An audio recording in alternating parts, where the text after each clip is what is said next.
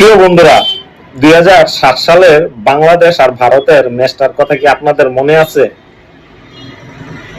মনে নাই থাকতে পারে, কিন্তু কে জিতেছে সেটা তো জানেন।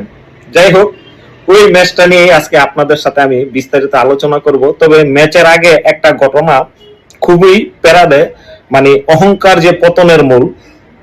তখন ভারতের প্লেয়ার ছিলেন মহেন্দ্র সিং ধোনি। মানে তখন তিনি হার্ড হিটার একজন ব্যাটসম্যান ছিলেন। সে 10-15 বলে 30-40 রান করতে পারেন, এরকম সক্ষমতা তার ছিল। কিন্তু সে বাংলাদেশে ম্যাচ হওয়ার আগে বলেছিল, আমি যদি বাংলাদেশের সাথে 10 বল খেলতে পারি তাহলে আমি 30 রান করে দিব। কিন্তু ভাগ্যের কি পরিহাস, সে মনে হয় 5 রানের বেশি করতে পারে নাই। তবে ওই ম্যাচে মাশরাফি বিন মুর্তজা আর আব্দুর রাজ্জাক কিন্তু খুব ভালো বল করেছিল। মাশরাফি বিন মুর্তজা নিয়েছিল 4 উইকেট আর আব্দুর রাজ্জাক নিয়েছিল 3 উইকেট। ভারতকে তারা 191 রানে ভারতকে অল আউট করে দেয়।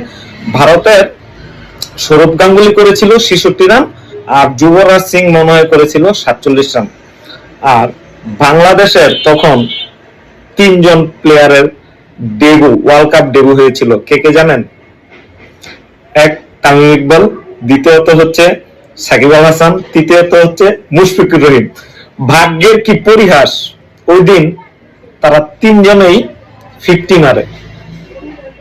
বাংলাদেশ ম্যাচটা 5 উইকেটে জিতে যায়। কিন্তু বাংলাদেশ ম্যাচটা জিতে যায়, কিন্তু ভারতকে ওই ওয়ার্ল্ড কাপ থেকে ছিটকে দেয় বাংলাদেশ। এটা বাংলাদেশের জন্য একটা অবিস্মরণীয় দিন ছিল। কোন মানে পাকিস্তানের পর ভারতকে তারা 2007 সালে কোন ওয়ার্ল্ড কাপে হারায়। 1999 সালে পাকিস্তানকে বাংলাদেশ হারিয়েছিল, আর 2007 এসে ভারতকে তারা ওয়ার্ল্ড কাপে হারাইতে পারছে।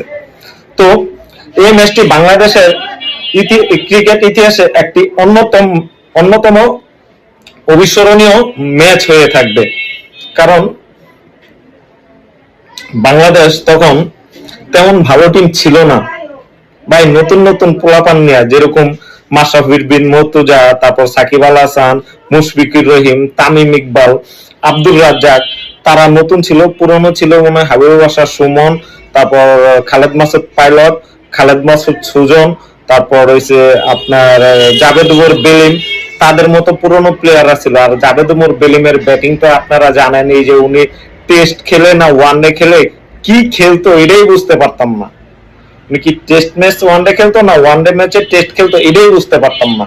তো ওই জায়গার ভিতর ভারতের এত বড় একটা টিমকে, মানে এত একটা পারফরমেন্স করা টিমকে 191 রানে অল আউট করে তারপর তাদের সাথে ম্যাচটা জিতে যাওয়া, এটা কিন্তু চারটাখানি কথা ছিল না।